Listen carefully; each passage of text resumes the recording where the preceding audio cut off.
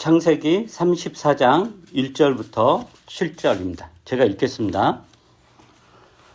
레아와 야곱 사이에서 태어난 딸 디나가 그 지방 여자들을 보러 나갔다. 히윗 사람 하몰에게는 세겜이라는 아들이 있는데 세겜은 그 지역의 통치자였다. 세겜이 디나를 보자 데리고 가서 욕을 보였다. 그는 야곱의 딸 디나에게 마음을 빼앗겼다. 그는 디나를 사랑하기 때문에 디나에게 사랑을 고백하였다. 세겜은 자기 아버지 하몰에게 말하였다. 이 처녀를 아내로 삼게 해 주십시오. 야곱이 자기의 딸 디나의 몸을 세겜이 더럽혔다는 말을 들을 때 그의 아들들은 가축대와 함께 들에 있었다. 야곱은 아들들이 돌아올 때까지 이 일을 입 밖에 내지 않았다. 세겜의 아버지 하몰이 청혼을 하려고 야곱을 만나러 왔다. 와서 보니 야곱의 아들들이 이미 디나에게 일어난 일을 듣고 들에서 돌아와 있었다. 세겜이 야곱의 딸을 욕보여서 이스라엘 사람에게 부끄러운 일, 곧 해서는 안 될 일을 하였으므로 야곱의 아들들은 슬픔과 분노를 억누르지 못하고 있었다. 이제 야곱이 알다시피 이제 밧담 아람 을 떠나서 고향 가나안 땅에 옵니다.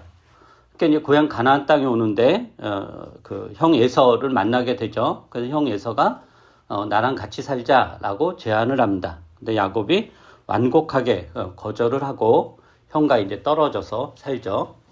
야곱이 처음 정착한 가나안 땅에서 정착한 곳이 세겜성입니다. 그 세겜성 안에 들어가진 않고 그 앞에다가 장막을 치죠. 근데 그게 이제 자기 땅이 아니니까 그게 이제 그 세겜, 즉 하몰 집안인데 그 집안의 땅이었으므로 그 장막을 친 밭을 그 하몰의 아들들에게서 은 100냥을 주고 삽니다. 그러니까 은 100냥은 굉장히 큰 돈인데 야곱이 이제 잠시 머무른다면은 뭐 땅을 살 리가 없죠. 근데 땅을 샀다라는 것은 그곳에서 정착하겠다라는 의미입니다. 그리고 야곱이 정착하기로 한 이 세겜 지역은 하몰의 아들 세겜, 그러니까 성읍 이름하고 그 사람 이름이 똑같은 거예요. 그 세겜이 통치자로 있는 지역입니다. 그래서 야곱이 이제 세겜성 앞에 땅을 구입해서 장막을 치고 정착하며 살죠. 그런데 이제 어느 날 야곱의 딸 디나가 세겜 성읍에 살고 있는 여자들을 보러 갑니다. 아마도 디나는 세겜성에 살고 있는 또래 여자친구들을 이제 만나러 갈 것 같습니다. 또 젊은 처녀니까 얼마나 막 노는 거 좋아하겠어요. 그 이제 세겜성가 왔다 갔다 하면서 거기서도 친구들을 사귀고 그런 거죠. 그러니까 친구들을 보러 이제 이웃 동네 이렇게 놀러 간 거예요. 그런데 이제 하몰의 아들이며 세겜성의 통치자인 세겜이 디나를 보고 반합니다. 그리고 나서 반하니까 어떻게 하냐? 디나를 강제로 데리고 가서 강간을 합니다. 이게 사실 자기가 마음에 들면 데이트 신청을 한다든지 이야기 좀 나누자던가 아니면 정말 하룻밤을 자고 싶으면은 꼬셔야 되는 거 아니에요? 뭔가 가모니설로 이렇게 막 꼬셔가지고 그래 이렇게 이런 절차라도 있어야 될 법한데 본문은 어떻게 표현하냐면은 세겜이 디나를 보자 데리고 가서 욕을 보였다라고 해요.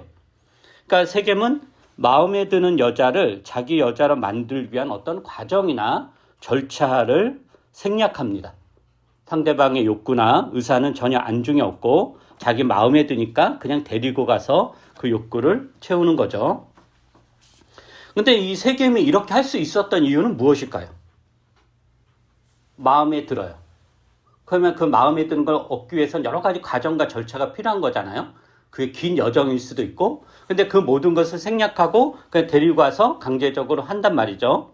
근데 이 세겜이 이렇게 할 수 있었던 이유는 뭐냐? 그 지역의 통치자였기 때문입니다.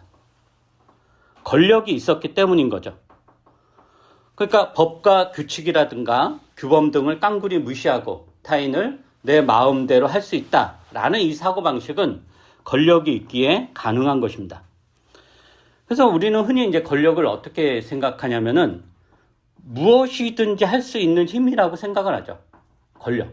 그러니까 우리가 권력을 갖고 싶은 거는 그때 어느 때요? 뭔가 내 뜻대로 안 될 때, 내 마음대로 안 될 때, 그때 내게 권력이 있으면 그 권력이 뭐 정치적인 힘일 수도 있고 경제적인 힘일 수도 있고 뭐 군사적인 힘일 수도 있고 아니면 자기 어떤 영향력이 있을 수도 있을 텐데 어쨌든 그 권력을 내가 추구하고 권력이 있었으면 좋겠다라는 거는 뭐든지 내 뜻대로 안 되기 때문에 그런 생각을 하는 거죠.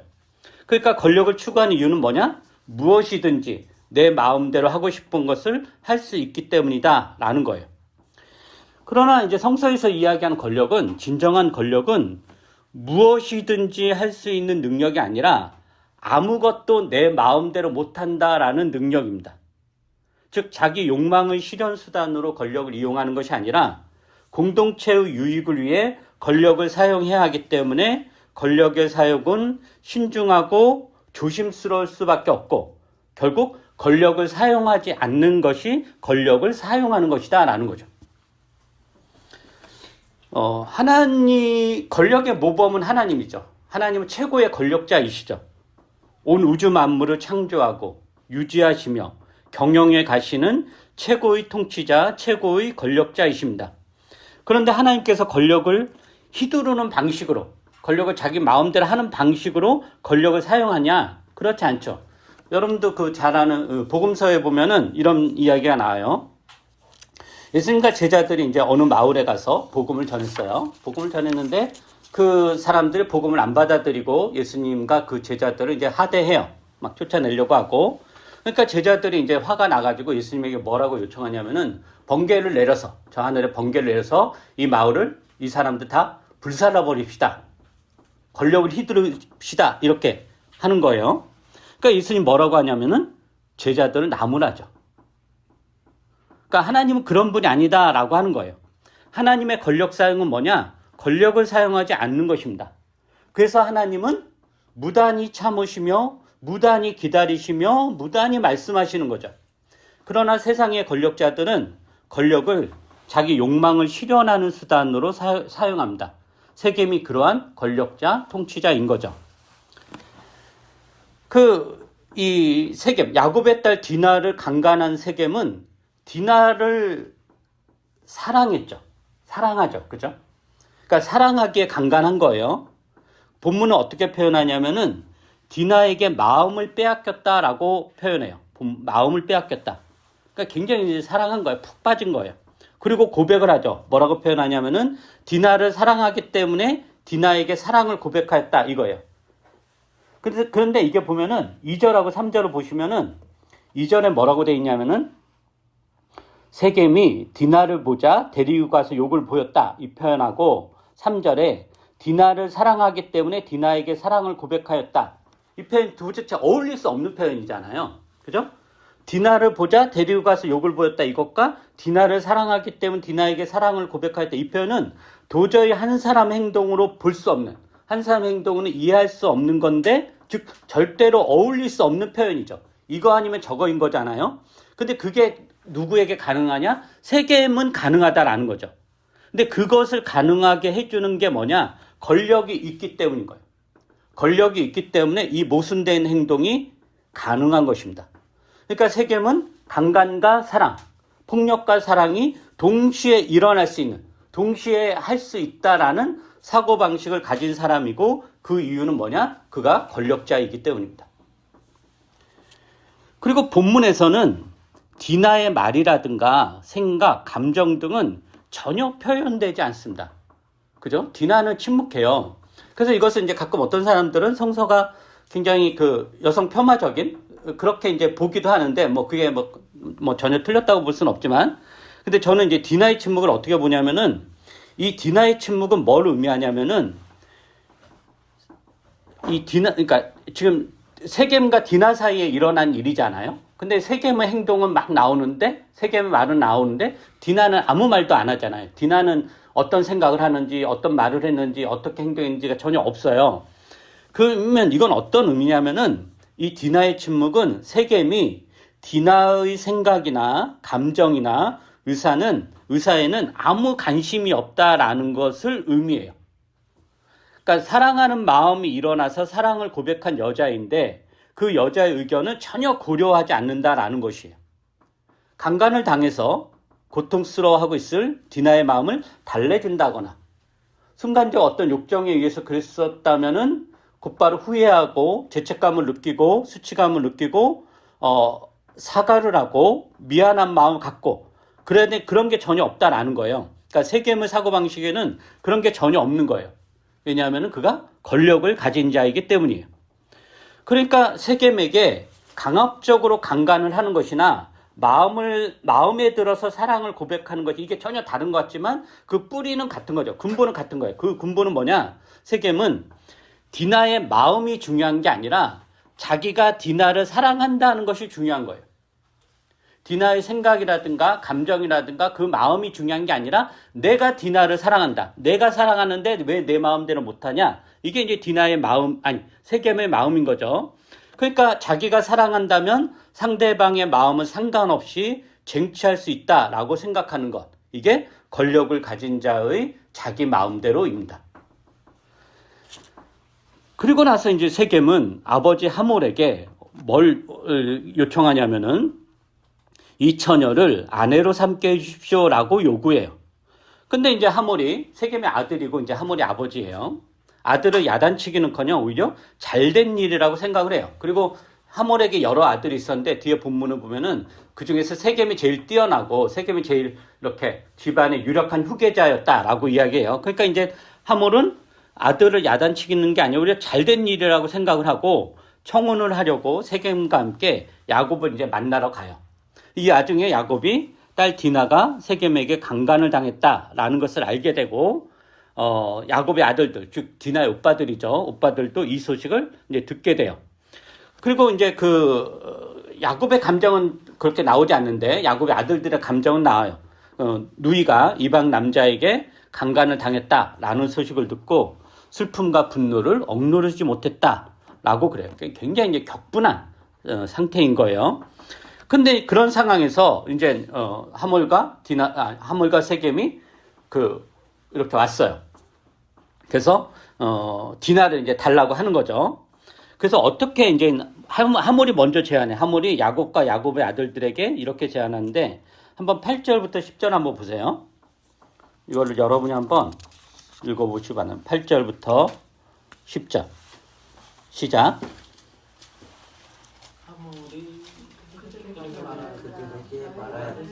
나는 내 아들 세겜은 되게 따님과 나의 아들을 맺어주시기 바랍니다. 우리 사이에서 선언할 것을 제외합니다. 따님들은 우리 쪽으로 보내주시고 우리 딸들도 며느리 데려가시길 바랍니다. 그리고 우리와 함께 모여서 여기서 같이 살기를 바랍니다. 땅이 여러분 앞에 있습니다. 이 땅의 다리를 잡고 여기에서 장사를 하고 여기에서 재산을 늘리십시오. 예. 이렇게 하몰이 이제 야곱과 야곱의 아들들에게 제안을 하죠. 우리 결혼하자. 그래서 서로 왔다 갔다 하면서 서로 잘 살자라고 하는 거예요. 근데 이제 곧이어서 이제 디나를 강간한 세겜도 디나의 결혼을 허락해달라고 간청을 해요. 그게 이제 11절, 12절인데 제가 읽어보죠. 11절, 12절. 세겜도 디나의 아버지와 오라버니들에게 간청하였다. 저를 너그러이 보아주시기 바랍니다. 원하시는 것은 무엇이든지 드리겠습니다. 신부를 데려오는데 치러할 값을 정해주시고 제가 가져와야 할 예물의 값도 정해주시기 바랍니다. 아무리 많이 요구하셔도 요구하시는 만큼 제가 치르겠습니다.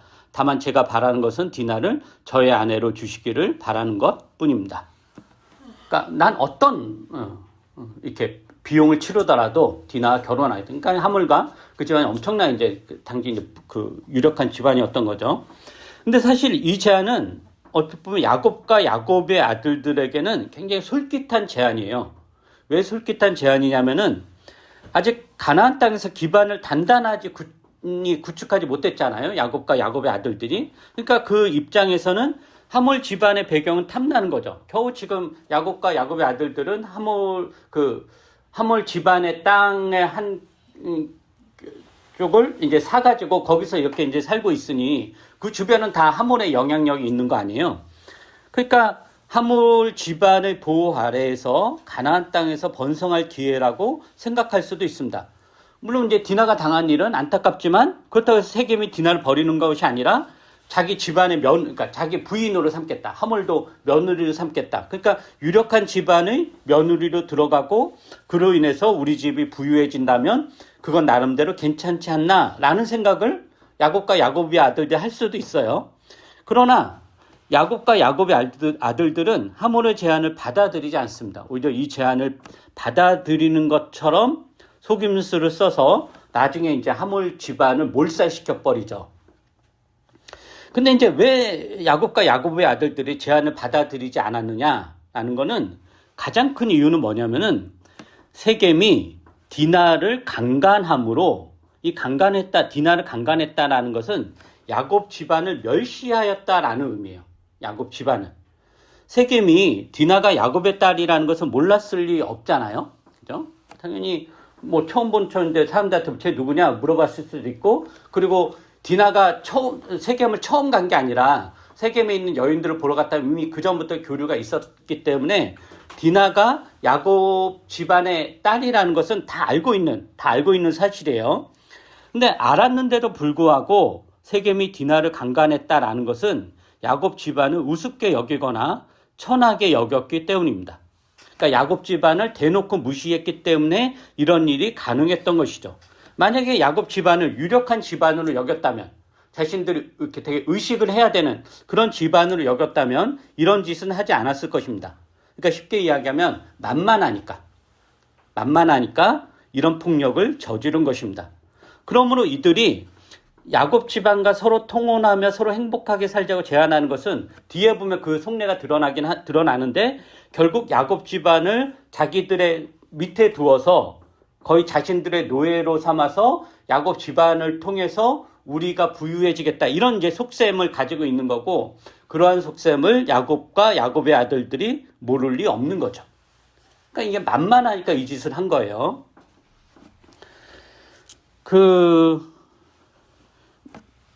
미국이나 러시아 이런 데서 우리나라는 그렇게 심하진 않지만 성소수자에 대한 혐오 범죄가 이제 종종 일어납니다. 특히 이제 트랜스젠더들에 대한 중호 범죄가 이제 종종 일어나고 그런 게 뉴스화되는 경우가 종종 있죠. 근데 이런 연구가 있어요. 성소수자 대상으로 혐오 범죄를 저지르는 이 범죄자들은 이제 연구했는데, 이 사람들 도대체 왜 이러는가? 그럼 이들에게 진짜 호모포비아, 그러니까 성소수자에 대한 어떤 공포나 혐오가 있는가? 이런 것들을 이제 연구했는데, 놀라운 사실은 이들 중에서 실제로 성소수자를 혐오하는 사람은 거의 없었다라고 그래요. 거의 없었다.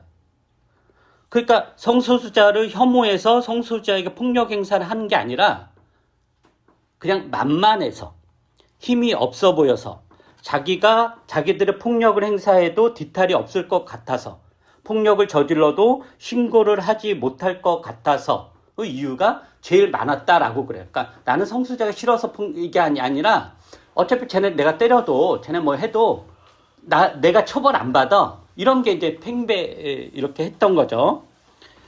그러니까 성소수자를 수용하지 않는 사회에서 성소수자를 향한 범죄가 빈번하게 발생하는 이유는 성소수자 혐오가 유달리 커서가 아니라 폭력을 행사해도 뒤탈이 별로 일어나지 않을 것 같은 약한 집단, 즉 사회가 보호해주지 않는 집단으로 여겨지기 때문에 그런 집단에게 이제 혐오 범죄가 일어난다라고 하는 거죠. 그래서 그런 폭력의 대상이 때로는 성소수자 집단이 될 수도 있고, 이주민 집단이 될 수도 있고, 여성들이 될 수도 있고, 어느 특정 지역에 거주하는 사람들이 될 수도 있고, 장애인 집단이 될 수도 있고, 홈리스 등의 특정 취약 계층 집단이 될 수도 있고, 좀 약한 민족, 약한 부족이 이렇게 될 수도 있다라는 거죠. 사실 우리가 그런 미얀마라든가 미얀마에서 소수민족을 이렇게 잔인하게 학살하면서 하는 게 결국 그들의 폭력을 행사해도 아무 뒤탈이 안 일어나죠. 안 일어나니까 이렇게 하는 거예요. 그래서 건강한 사회는 뭐냐? 우선적으로 사회적 약자들을 배려하고 보호하고 그들에게 폭력을 행사하면 그에 합당한 처벌을 받는다는 메시지가 분명해야 됩니다.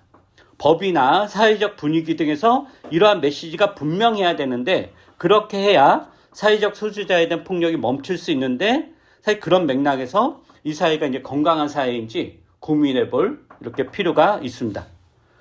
그 요즘 이제 그 미국에 이제 트럼프가 당선이 돼서 미국 그 LGBT 성수의 커뮤니티 패닉에 빠졌는데 특히 트랜스 젠더들이 굉장히 이제 패닉에 빠졌어요. 근데 이제 또 그것을 또 가중시킨 게 뭐냐면은 뭐 뉴스 보면 알겠지만 미국의 그 하원 의장이 공화당 소속인데 그 하원 의장 이제 그러니까 처음으로 민주당 소속을 해서 처음으로 이제 트랜스젠더가 이제 트랜스여서 국회의원이 된 거예요. 하원 의원이. 그러면 이제 그 하원 회의장에 이제 화장실이 있을 거 아니에요? 근데 이제 당연히 트랜스 여성이니까 여성 화장실을 써야 되는데 하원 어떤 공화당 의원이 생물학적 성으로 화장실 써야 된다라고 이제 주장을 했고 하원 의장이 그거를 공화당 소속이니까 그걸 이제 아예 규범으로 정해버린 거예요. 이게 사실은 우리는 뭐 그건 같지만 미국에서 굉장히 놀라운 있을 수 없는 이렇게 사건이거든요. 그럼 이제 그런 게 어떤 메시지를 주냐면은 트랜스젠더들은 이렇게 폭력을 해도 되는구나 라는 게 이제 사회 암암리에 이제 깔리는 거죠. 그래서 이제 혐오 문제가 점점 일어나고 있다라는 거. 그래서 이렇게 이제 제가 최근에 이제 미국에 있는 분한테 들은 건데 굉장히 공포 상태에 있다라고 하더라고요. 그러니까 결국엔 이게 무슨 성수야 이런 문제가 아니라 사회적으로 보호받지 못한다라는 낙인이 찍히면 그 대상은 폭력의 대상이 된다라는 거죠. 그게 무엇이 되었든지. 나치 치하에선 유대인이 그렇게 되었고, 그죠? 뭐, 지금 우리나라도 그렇게 될 수가 있죠. 어느 집단은 보호되지 않는다. 그게 뭐 법적으로 그렇게 되지 않는 사회적 분위기로. 이렇게 되면 그 집단을 향한 폭력이. 예를 들면 지난번 예전에 대구에서도 이주민들에 대한 어떤 정당 소속의 선거 운동원들이 이주민들을 폭력을 행사하고 대낮에 모두가 보는 데서 근데 경찰이 안 잡아가요. 선거운동이라고. 그래서 더 폭력이 더 행사가 되고 이런 게 지금도 암암리에 있다라는 거죠. 그러니까 결국 폭력은 뭐냐? 무슨 특정 대상에 대한 게 아니라 그냥 어떤 대상이든지 우리도 해당이 될 수 있는 거예요. 우리도 그 대상이 사회에서 보호받지 않는다. 사회에서 그렇게 중요하게 여겨지지 않는다 할 때 그 대상은 언제든지 폭력에 노출될 수 있다라고 하는 거죠. 그러니까 이게 지금 야곱 하몰과 세겜의 집안이 야곱 디나를 이렇게 강간한 것은 디나를 이렇게 강간해도 우린 뒤탈 없다. 어차피 이 하찮은 집안이 뭐 길길이 날뜨면 뭐해? 오히려 내가 결혼 제안하면 그걸 고맙게 받아들여야지 이런 이제 마음이었던 거죠. 그러니까 이 야곱의 아들들로서는 분노가 끓어오를 수밖에 없죠. 이 하몰과 세겜의 제안을 무슨 백배 사죄하는 게 아니라 야, 내가 우리 돈 줄 테니까 우리 돈 많으니까 줘. 이런 식이니까 분노가 이제 끓어올랐을 거예요. 최소한 백배 사죄를 해도 모자를 판인데 자신들의 힘을 믿고 이런 뻔뻔한 제안을 하니까 참을 수 없는 이제 화가 났을 거예요. 그러나 이제 야곱의 아들들이 다행히 현명하게도 자신들의 분노를 그대로 표출하는 것이 아무 도움이 안 된다는 것을 알고 있습니다. 거기서 싸워봤자 자기네만 야곱 집안만 망하는 거죠. 더 하몰과 세겜이 더 강하니까 이길 수 없는 거예요.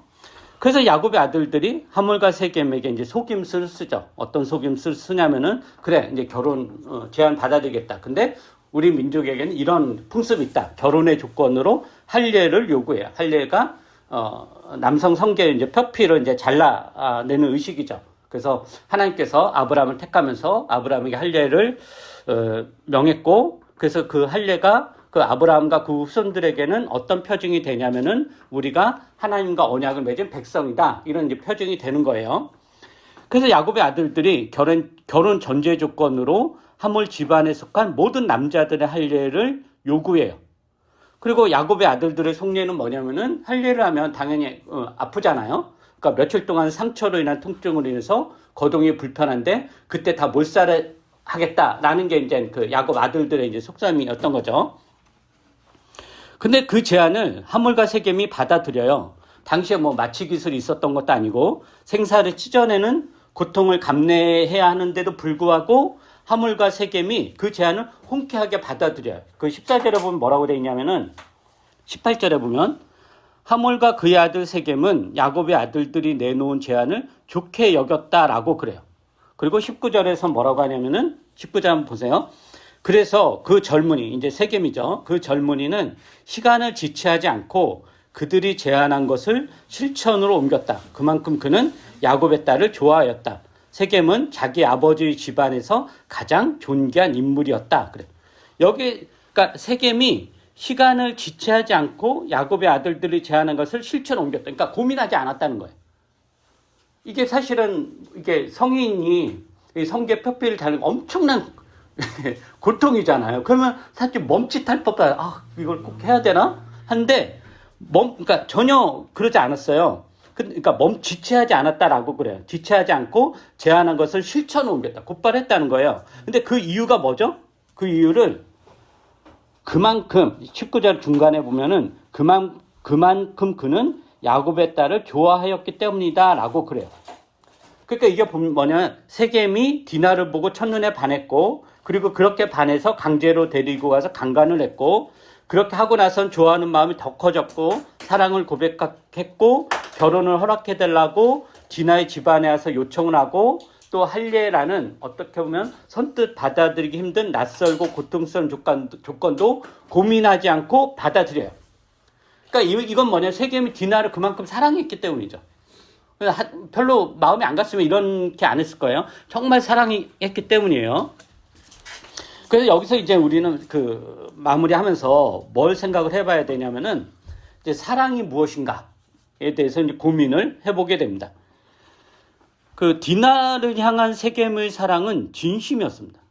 진정성이 있었다라는 거예요. 한순간 가지고 놀다 버리거나 그런 것도 아니고 혹은 디나의 집안, 즉 야곱의 집안이 탐나서 그러는 것도 아니고 진심으로 진정성을 가지고 디나를 사랑했습니다. 재산을 다 포기해도 자기 몸이 어떤 상처가 큰 고통을 당해도 나는 디나를 갖겠다. 디나와 결혼하겠다. 이런 게 있었던 거죠. 그런데 세겜의 잘못은 뭐냐? 그의 마음은 진심이었다고 하더라도 그것을 이루는 방식은 이제 폭력이었다라는 거죠. 즉 진정성이라든가 진심이 폭력을 덮지 못합니다. 근데 많은 사람들이 진정성과 진심이 폭력을 덮을 수 있다라고 생각을 하죠. 성경은 사랑을 이렇게 표현해요. 우리가 너무도 잘 아는 고린도전서 13장 한번 볼까요? 고린도전서 13장.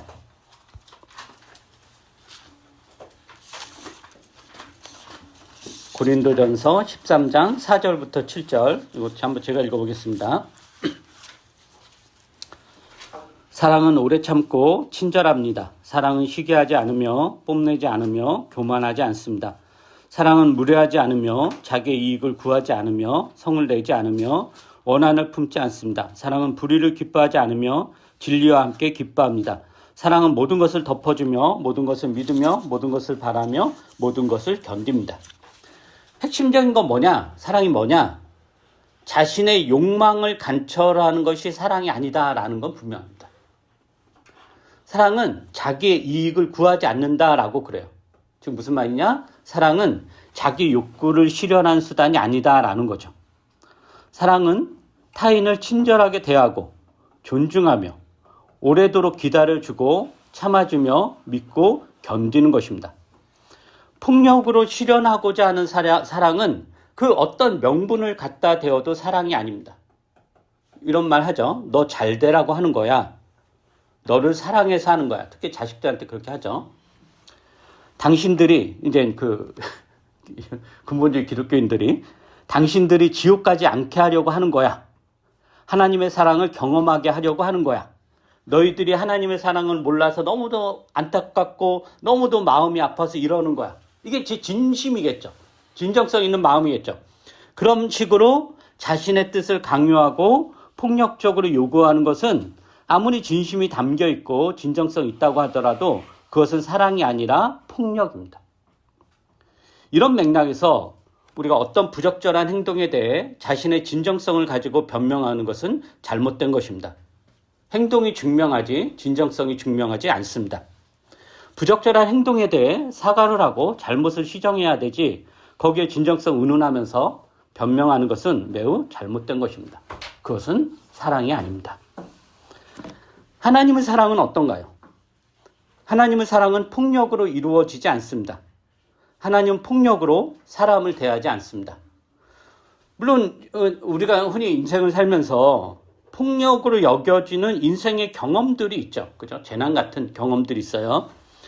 그리고 우리는 그것을 하나님이 우리에게 폭력을 행사하는 것은 아닌가라고 오해하고 하나님 원망하고 떠나기도 하는데 그렇지 않습니다. 하나님이 우리에게 폭력을 행사해서 그러는 것이 아니라 인생 자체가 그러하기 때문이에요. 그러니까 봄이 가면 여름이 오고 여름이 가면 가을이 오고 가을이 가면 겨울이 오듯이 우리 인생의 희노애락의 다양한 풍경과 사건들이 교차적으로 발생합니다.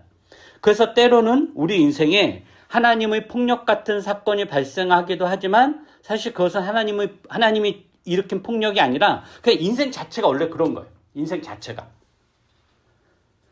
하나님은 우리를 사랑하십니다. 당신의 뜻을 우리에게 요구하고 당신의 뜻대로 살 것을 원하시지만 그것을 이루어가는 방식은 강제적이거나 폭력이 아니라 우리를 향한 친절과 존중입니다. 그것이 이제 사랑인 거죠. 그래서 하나님이 우리에게 친절과 존중을 드러내는 방식은 대체적으로 어떻게 나타나냐면은 하나님의 오래 참으심, 인내하시는 하나님, 오래 기다리심으로 나타납니다. 하나님은 우리를 오래 참아내십니다. 우리를 공격하지도 않고 우리를 포기하지도 않으면서 우리를 오래 참아내십니다. 우리 곁에서. 이게 하나님의 사랑인 거죠. 그래서 세겜이 디나를 사랑했다면 디나를 폭력의 방식으로 가지려는 것이 아니라 디나의 마음을 얻을 때까지 디나를 오래 참아내었어야 했을 것입니다. 그러나 그의 권력은 참을 줄을 모릅니다. 인내할 줄을 모르죠. 이게 권력의 속성인 거죠. 얻고자 하는 것은 즉각적으로 얻어야 합니다. 권력이 있으니까. 그래서 결국 그는 모든 것을 다 잃습니다. 그의 목숨까지 빼앗기게 되죠. 우리는 어떤가요? 우리의 사랑은 폭력으로 드러나지 않나요? 폭력이라는 것이 뭐 때리고 죽이고 뭐 이런 것만을 의미하지 않습니다. 뭐 여러분 중에서 설마 물리적으로 칼을 휘두르고 이렇게 주먹질을 하고 이런 사람이 없겠죠. 없을 텐데 그런 것만이 폭력이 아니라 타인을 사랑하는데 그 방식이 친절과 존중과 배려가 아니라면 대부분 폭력일 수 있습니다. 그러니까 능동적으로 행하는 폭력만 폭력이 아니라 수동적으로 공격하는 것도 폭력입니다. 삐지고 짜증을 내고 이런 것도 폭력일 수 있습니다. 그래서 우리의 사랑이 폭력으로 이루어지지 않는지 오늘 말씀을 통해서 여러분에게 여러 가지 고민이 있기를 바랍니다. 기도하겠습니다.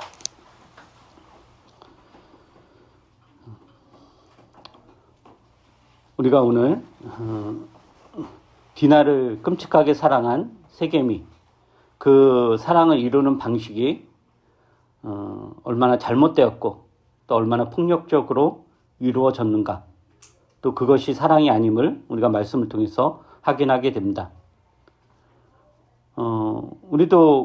우리가 세상을 살면서 여러 가지 인간관계를 맺어나가면서 사랑하고 미워하고 또 싫어하고 좋아하고 여러 가지 감정들과 행동들을 해나가는데 거기서 우리가 사랑을 이루는 방식, 내가 누군가를 위하는 방식이 어떻게 나오는지 이런 것들을 오늘 말씀을 통해서 다시 한번 잘 살펴볼 수 있게 해주시옵소서. 무엇보다도 하나님의 사랑이 우리에게 어떻게 작동되는지 그리고 우리가 그 사랑을 온전히 이해하고 있는지 그리고 그 사랑이 우리 안에서 어떻게 이웃에게 드러나야 되는지 이런 고민들이 있을 수 있게 해주시옵소서. 감사드리며 예수님 이름으로 기도합니다. 아멘.